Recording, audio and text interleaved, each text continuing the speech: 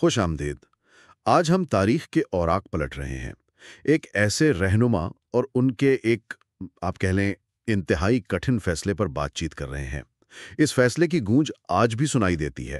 ہم بات کر رہے ہیں چیف جوزف اور نیز پرس قبیلے کی، خاص طور پر وہ لمحات جب انہیں اپنی بقا اور اپنے اصولوں کے درمیان ایک بہت مشکل انتخاب کرنا پڑا۔ ہمارے پاس جو مواد ہے وہ چیف جوزف آخری فیصلہ اور الفاظ کے عنوان سے ایک تحریر ہے۔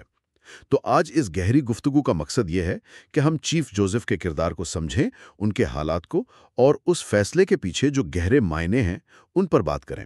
وہ فیصلہ جس نے تاریخ پر ایک انمٹ نقش چھوڑا۔ جی بالکل۔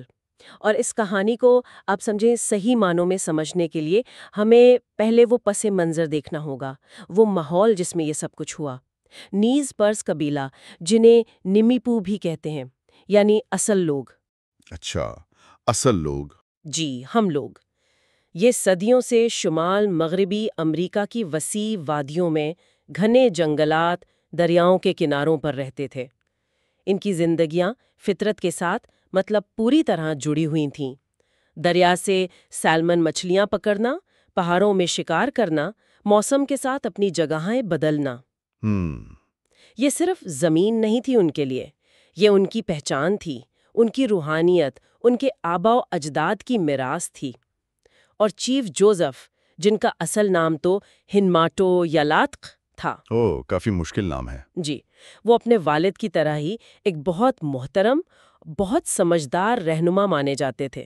ان کی شخصیت میں ایک وقار تھا اور آنکھوں میں اپنے لوگوں کے لیے گہری محبت، ایک ذمہ داری کا احساس صاف نظر آتا تھا۔ ٹھیک ہے، تو آئیے اب اس معاملے کی گہرائی میں اترتے ہیں۔ یہ جو پرامن زندگی تھی، یہ کب درہم برہم ہونا شروع ہوئی؟ وہ فیصلہ کن موڑ کب آیا؟ میرا خیال ہے یہ وہ وقت تھا جب امریکی حکومت اور فوج نے وہ اپنی توسیع پسندی کی پالیسی کے تحت ان پر دباؤ ڈالنا شروع کیا۔ جی ہاں، بالکل۔ انہیں حکم دیا گیا کہ وہ اپنی وسیع آبائی زمینیں چھوڑ دیں، وہ زمینیں جو ان کے لیے مقدس تھیں، اور ایک بہت ہی آپ کہیں محدود مخصوص علاقے یعنی ریزرویشن پر چلے جائیں۔ ریزرویشن؟ جی، اور یہ سمجھنا بہت ضروری ہے کہ یہ مطالبہ ان کے لیے کتنا تباہ کن تھا۔ ریزرویشن صرف زمین کا ایک چھوٹا ٹکڑا نہیں تھا، یہ دراصل ان کی ثقافت، ان کی خود مختاری، ان کے پورے طرز زندگی کو ختم کرنے کی ایک کوشش تھی۔ اچھا۔ ریزرویشن کی زمین اکثر اچھی نہیں ہوتی تھی، غیر زرخیز، اور وہاں انہیں مجبور کیا جاتا کہ اپنی روایتیں چھوڑیں، ایک بالکل مختلف زندگی اپنائیں، جسے امریکی حکومت مہذب سمجھتی تھی۔ یعنی اپنی شناخت ہی مٹا دو۔ بالکل، اپنی شناخت مٹانے کے مترادف تھا۔ اسی لیے چیف جوزف اور جو دوسرے رہنما تھے، ان کا جواب بہت واضح تھا، دو ٹوک: یہ ہماری زمین ہے، ہمارے باپ دادا کی، ہم اسے نہیں چھوڑیں گے۔ تو یہ صرف علاقے کا جھگڑا نہیں تھا، یہ تو پوری تہذیب اور وجود کی بقا کا سوال بن گیا تھا۔ بالکل، لیکن امریکی فوج کا رویہ بہت سخت تھا۔ ان کے پاس طاقت تھی، دھمکی دی کہ اگر حکم نہیں مانا تو طاقت استعمال کریں گے۔ چیف جوزف امن چاہتے تھے، وہ جانتے تھے کہ فوج سے لڑائی کا نتیجہ کیا ہوگا؟ تباہی۔ ظاہر ہے، ان کے لوگ کم تھے، ہتھیار بھی ویسے نہیں تھے، وہ ایک ناممکن صورتحال میں پھنس گئے تھے۔ یا تو سب کچھ قربان کر کے لڑو جس میں ہار نظر آ رہی تھی، یا پھر اپنی زمین، آزادی، ثقافت سب چھوڑ کر ایک غیر یقینی محدود مستقبل قبول کر لو۔ بہت مشکل فیصلہ۔ جی، ناقابل تصور بوجھ تھا یہ کسی بھی رہنما کے لیے۔ کافی سوچ بچار کے بعد اور اپنے لوگوں کا مستقبل دیکھتے ہوئے انہوں نے آخرکار وہاں سے نکل جانے کا وہ انتہائی تکلیف دہ فیصلہ کیا۔ اور یہیں سے وہ سفر شروع ہوتا ہے جسے تاریخ میں نیز پریس کی عظیم پسپائی کہتے ہیں، یا طویل فرار۔ یہ کوئی منصوبہ بنا کر ہجرت نہیں تھی، بلکہ جان بچانے کی ایک مسلسل جدوجہد تھی۔ کتنی طویل تھی یہ تقریباً 1170 میل یعنی کوئی 1880 کلومیٹر پر پھیلی ہوئی تھی۔ اتنا لمبا سفر! چیف جوزف اپنے پورے قبیلے کو لے کر نکلے، جس میں جنگجو تو تھے ہی، مگر بوڑھے، عورتیں، بچے بھی تھے، تقریباً 750 لوگ، اور وہ ایک نامعلوم منزل کی طرف چل پڑے۔ راستہ کیسا تھا؟ پہاڑ، جنگل، دریا۔ جی، بہت دشوار گزار۔ اونچے پہاڑ، گھنے جنگل، تیز بہتے دریا، اور یہ سفر کوئی چند دن یا ہفتے کا نہیں تھا، تقریباً 4 مہینے لگے۔ 4 مہینے؟ تصور کریں، ہر وقت یہ ڈر کہ دشمن پیچھے ہے، ہر وقت یہ فکر کہ آگے کیا ہوگا۔ امریکی فوج جنرل اولیور او ہاورڈ کی قیادت میں مسلسل ان کے پیچھے لگی ہوئی تھی۔ نہ دن کو سکون نہ رات کو آرام، بس ایک جگہ سے دوسری جگہ بھاگ رہے تھے۔ کوشش تھی کہ بس ایک قدم آگے رہیں۔ حالات ناقابل بیان حد تک سخت تھے۔ جیسے جیسے وہ شمال کی طرف گئے، موسم تیزی سے بدلا، گرمیاں گئیں، خزاں آئی، اور پھر شدید سردی۔ اونچے پہاڑی علاقوں میں تو وقت سے پہلے برف باری شروع ہو گئی۔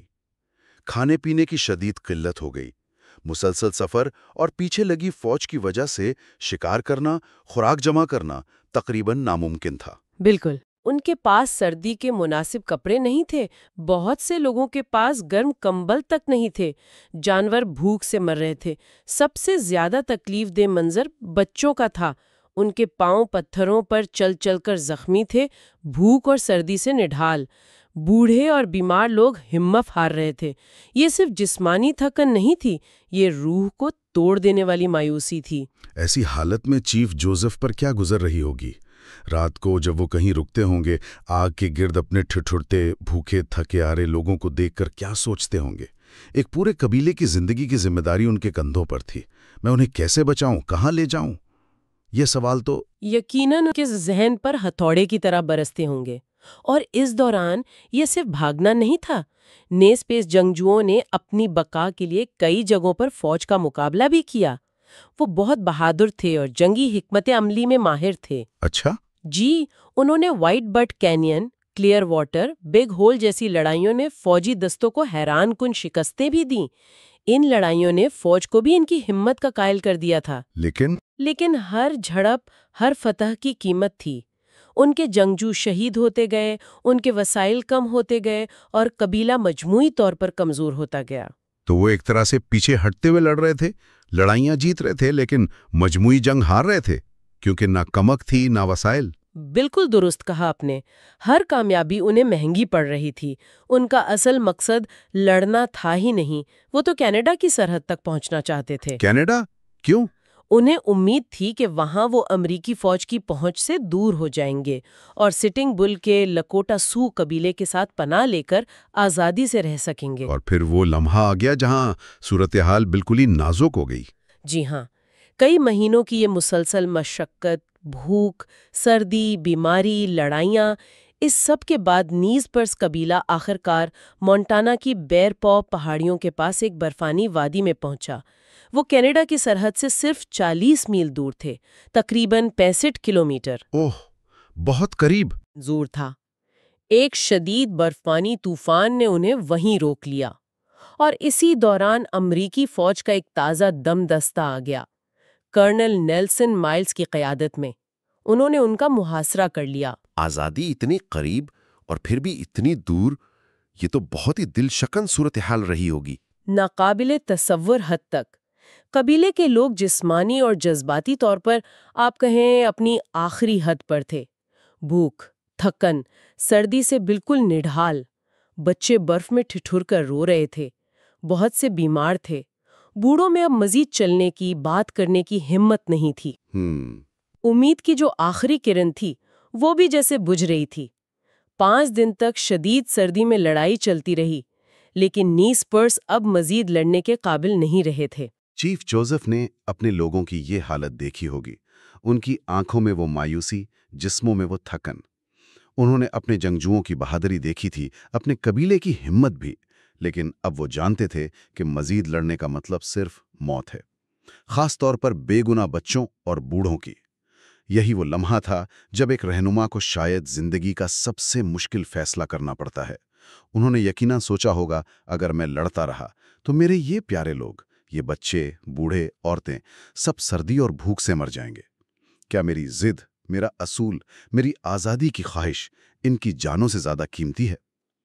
آزادی دہلیز پر تھی، مگر اس تک پہنچنے کی قیمت وہ ناقابل برداشت نظر آ رہی تھی۔ اسی کشمکش نے انہوں نے اپنے چند جو باقی ساتھی تھے، ذیلی سردار تھے، ان سے مشورہ کیا۔ وہ جاننا چاہتے تھے کہ کیا لوگوں میں اب بھی لڑنے کی کوئی ہمت باقی ہے، کیا وہ اس آخری شاید فیصلہ کن جنگ کے لیے تیار ہیں۔ روایت ہے کہ ایک بزرگ ساتھی تھے جنہوں نے جوزف کے ساتھ بہت وقت گزارا تھا۔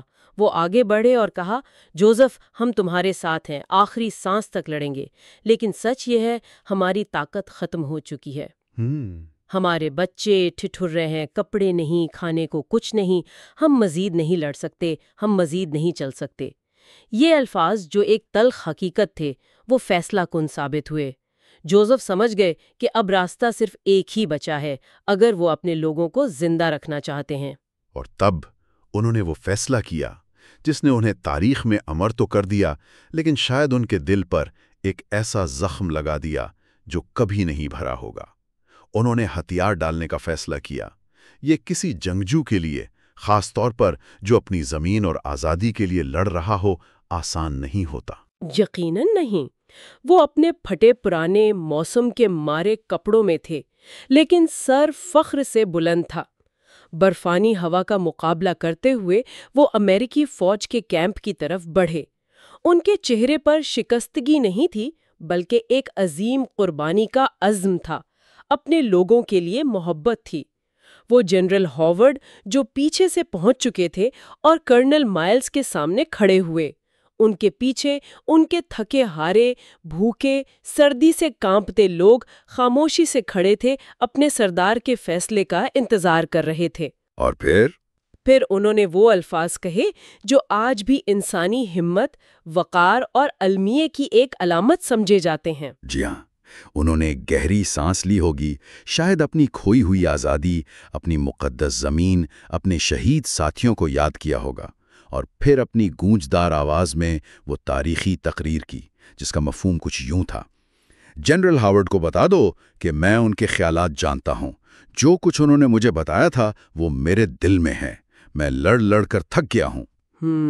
ہمارے سردار مارے جا چکے ہیں، لکنگ گلاس مر چکا ہے، تلہول زوٹ مر چکا ہے، تمام بوڑھے مر چکے ہیں، اب نوجوانوں کو ہی ہاں یا نہ کہنا ہے۔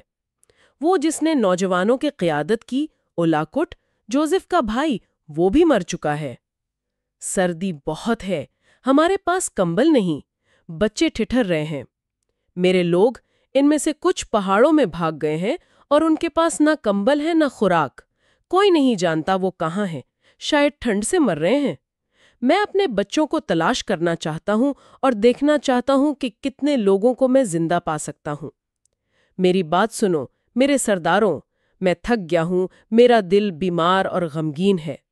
جہاں سے اب سورج چمک رہا ہے میں اب کبھی لڑائی نہیں کروں گا۔ کہا جاتا ہے کہ وہاں جو فوجی افسران تھے، جنرل ہاورڈ، کرنل مائلز، وہ جوزف کی تقریر سے، ان کی ہمت سے، ان کے وقار سے بہت متاثر ہوئے۔ انہیں ایک ہارے ہوئے دشمن کے طور پر نہیں بلکہ ایک عظیم رہنما کے طور پر دیکھ رہے تھے، جو اپنے لوگوں کی جان بچانے کے لیے اپنی سب سے قیمتی چیز، اپنی آزادی، اپنے اصول قربان کر رہا تھا۔ اس تقریر کے بعد ہتھیار ڈالنے کا عمل مکمل ہوا اور نیز پرس کا یہ طویل، بہادرانہ اور المناک سفر ختم ہو گیا۔ اس فیصلے کا جو فوری نتیجہ نکلا وہ یہ تھا کہ امریکی حکومت نے اپنا وعدہ پورا نہیں کیا۔ اچھا، کیا وعدہ تھا؟ جوزف کو یقین دہانی کرائی گئی تھی کہ ان کے قبیلے کو ان کی آبائی سرزمین واپس بھیج دیا جائے گا، والوا وادی میں، لیکن ایسا نہیں ہوا۔ انہیں اور ان کے لوگوں کو پہلے کینسس بھیجا گیا، پھر انڈین ٹیریٹری یعنی آج کا اوکلاہوما۔ بالکل مختلف علاقہ۔ جی، وہاں کا ماحول ان کے لیے بالکل اجنبی تھا، صحت کے لیے نقصان دہ، بہت سے لوگ بیماریوں سے اور آپ کہیں دل ٹوٹنے سے مر گئے۔ بعد میں کچھ لوگوں کو واشنگٹن ریاست کے کولول ریزرویشن پر تو منتقل کیا گیا، لیکن چیف جوزف کو اپنی پیاری والووا وادی میں واپس جانے کی اجازت کبھی نہیں ملی۔ کبھی نہیں؟ کبھی نہیں۔ وہ 1904 میں جلا وطنی میں ہی وفات پا گئے۔ کہا جاتا ہے کہ ان کی موت ٹوٹے ہوئے دل سے ہوئی۔ تو اس سب کا کیا مطلب نکلتا ہے؟ اس پوری کہانی سے ہمیں کیا سبق ملتا ہے؟ فوری نتائج تو بہت تکلیف دہ تھے، لیکن کیا اس فیصلے کی کوئی اور جہت بھی تھی؟ بالکل، اگرچہ فوری انجام المناک تھا، لیکن چیف جوزف کے فیصلے نے بہت سے نیز پرس لوگوں کی جانیں بچا لیں۔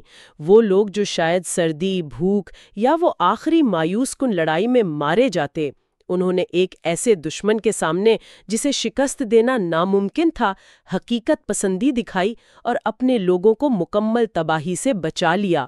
اور وقت کے ساتھ ان کی کہانی، ان کے الفاظ وہ دنیا بھر میں پھیلے۔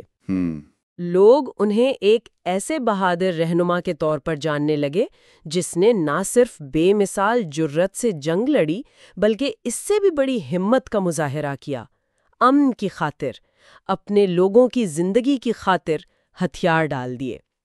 ان کا ہتھیار ڈالنا کمزوری نہیں سمجھا گیا بلکہ دانش مندی، غیر معمولی ہمت اور اپنی قوم کے لیے گہری محبت کی ایک لازوال مثال بن گیا۔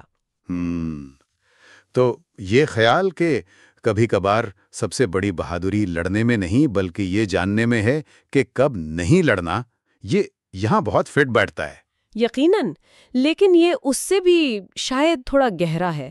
یہ صرف لڑنے یا نہ لڑنے کا سوال نہیں تھا، یہ اس بات کی پہچان تھی کہ قیادت کا اصل جوہر کیا ہے۔ کیا یہ اصولوں پر سختی سے قائم رہنا ہے، چاہے قیمت انسانی جانوں کی صورت میں دینی پڑے؟ یا قیادت کا مطلب اپنے لوگوں کی حفاظت اور بقا کو ہر چیز سے اوپر رکھنا ہے، چاہے اس کے لیے اپنی ذاتی انا، اپنی خواہشات، یہاں تک کہ اپنے اصولوں پر بھی سمجھوتا کرنا پڑے۔ چیف جوزف نے دوسرا راستہ چنا۔ نیز پرس قبیلے نے انہیں کبھی نہیں بھلایا۔ ان کی کہانیاں نسل در نسل منتقل ہوئیں، بچوں کو سکھایا گیا کہ ایک سچا سردار وہ ہوتا ہے جو جوزف کی طرح اپنے لوگوں سے بے پناہ محبت کرتا ہو۔ ان کی میراث صرف نیز پر تک نہیں رہی بلکہ وہ پوری دنیا میں جو مقامی امریکی عوام ہیں ان کے حقوق، ان کی جد و جہد اور ان کے وقار کی ایک طاقتور علامت بن گئے۔ یہ واقعی یہ گہرا نکتہ ہے، یہ ہمیں قیادت کی نوعیت پر بالکل مختلف زاویے سے سوچنے پر مجبور کرتا ہے۔ بلا شبہ چیف جوزف کی کہانی ہمیں قیادت کے اس پہلو پر غور کرنے کی دعوت دیتی ہے جس پر اکثر بات نہیں ہوتی۔ جب بقا داؤ پر لگی ہو، جب سارے راستے بند نظر آئیں، جب امید کی کوئی کرن نہ ہو، تو ایک رہنما کو کن ناقابل بیان حد تک مشکل، دل توڑ دینے والے فیصلوں کا سامنا کرنا پڑتا ہے۔ کیا حقیقی طاقت ہمیشہ مزاحمت کرنے، ڈٹے رہنے، لڑتے رہنے میں ہی ہوتی ہے، یا پھر حقیقی طاقت اس تلخ حقیقت کو مان لینے اور یہ جاننے میں بھی ہے کہ کب رکنا ہے، کب ایک مختلف اگرچہ تکلیف دہ راستہ اختیار کرنا ہے تاکہ مستقبل کو بچایا جا سکے؟ چیف جوزف کی داستان ہمیں ہمت، قربانی، محبت اور قیادت کے اصل معنی پر غور کرنے پر مجبور کرتی ہے، خاص طور پر انتہائی مشکل حالات میں۔ یہ صرف ایک تاریخی واقعہ نہیں ہے، یہ انسانی جذبات، رہنماؤں کی پیچیدگیوں اور اصولوں اور بقا کے درمیان جو مشکل ترین انتخاب ہوتے ہیں ان کی ایک لازوال کہانی ہے۔ یہ ہمیں بار بار سوچنے پر مجبور کرتی ہے کہ جب کوئی آسان جواب نہ ہو تو صحیح فیصلہ کیا ہوتا ہے، اور اس فیصلے کی اصل قیمت کیا ہوتی ہے، نہ صرف رہنما کے لیے بلکہ ان تمام لوگوں کے لیے جن کی زندگیاں اس فیصلے سے جڑی ہوتی ہیں۔